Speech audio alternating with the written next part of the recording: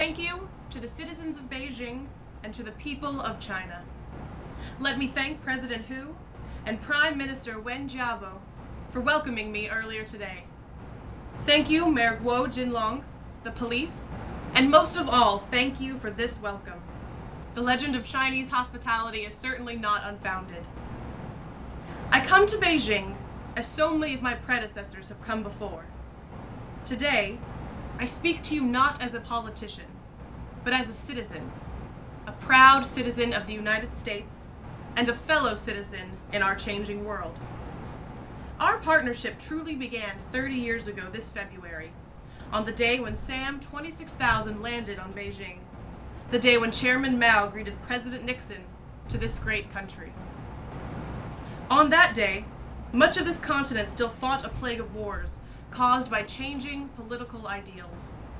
A Soviet shadow loomed over the People's Republic. Westerners challenged China's allies in Korea and Vietnam.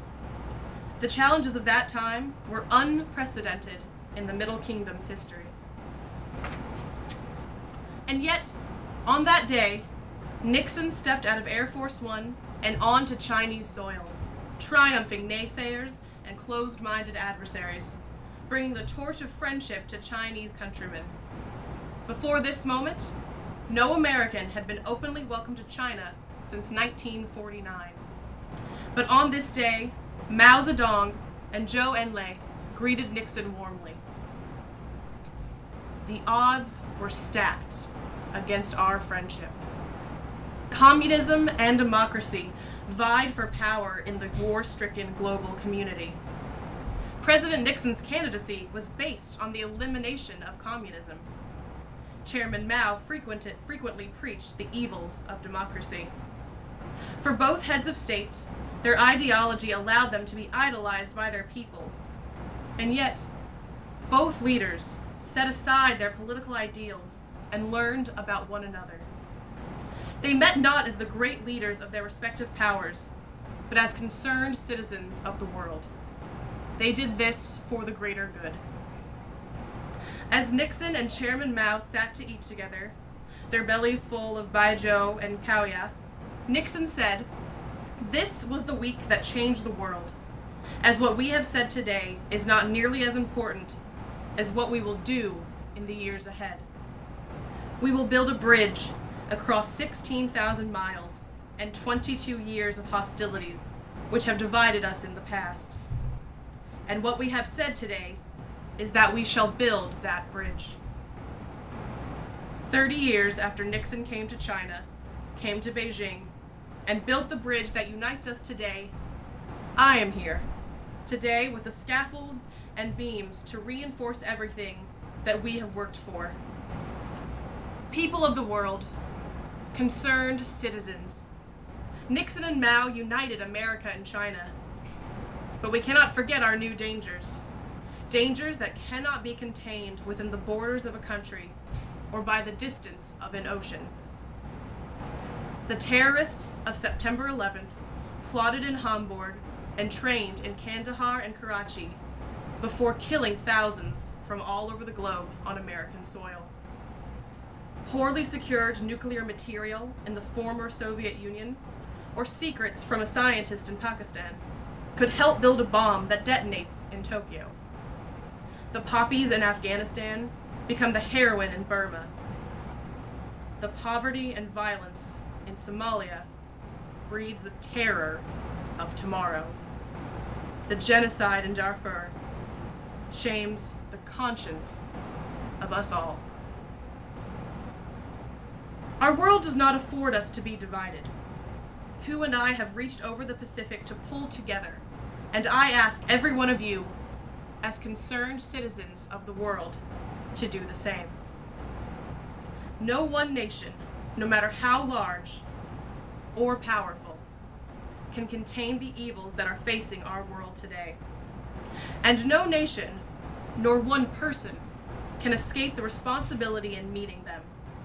Yet, without the grandeur of our first meeting, it has become easy to forget this truth. And if we're honest with each other, we know that sometimes, on both sides of the Pacific, We have not yet met the full capability of our own countries. The view that America contributes to the evils in our world, rather than acts as a force to help make it right, has become all too common in Asia and around the world. In America, there are voices that deride and deny the importance of Asia's role in our security and our future. Both views miss the truth. That Asians today are bearing new burdens and taking more responsibility in critical parts of the world, and that just as American bases built in the last century still help to defend the security of this continent, so does our country still sacrifice greatly for security around the globe. Yes, there have been differences between America and China. No doubt there will be differences in our future. But the burdens of global citizenship continue to link us together. In this new century, Americans and Asians alike will not be required to do more, not less. Partnership and cooperation among nations is not a choice. It is the one way, the only way, to protect our common security and advance our common humanity. That is why the greatest danger of all is to allow the bridge between America and China, the bridge that Mao and Nixon started, to be left unmaintained. Bridges must be built and maintained between old enemies, between countries with the most and countries with the least, between races and tribes, natives and immigrants, Christians and Muslims, and between voters and communists alike. We know these bridges have been successful before. Here in Beijing, where Westerners have not always been welcome, we meet with promise and in peace. Not only have the bridges been built to Beijing, but they have reached to Belfast, where Protestant and Catholic found a way to live together, in the Balkans, where the Atlantic Alliance brought savage war criminals to justice, and in South Africa, where the struggle of a courageous people overpowered racial injustices. History reminds us that bridges can be built and can be effective, but that task is never easy.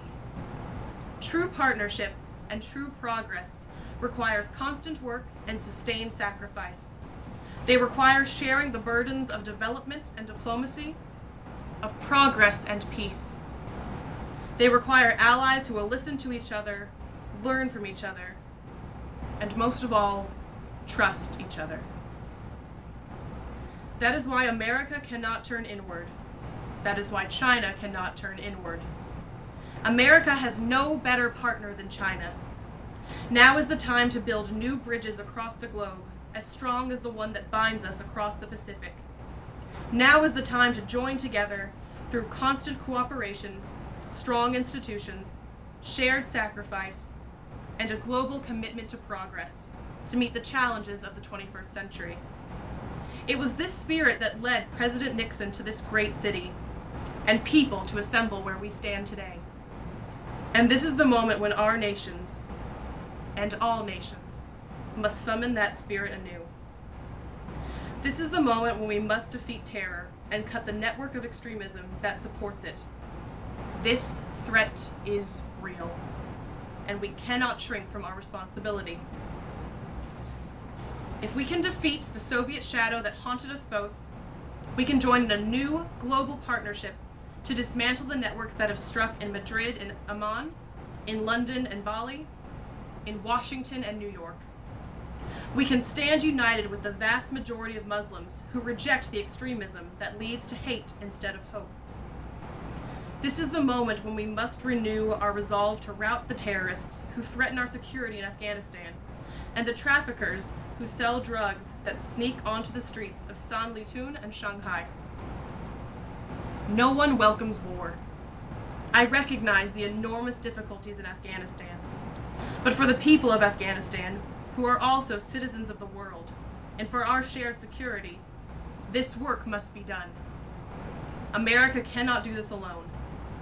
The Afghan people need our troops, and they need your troops.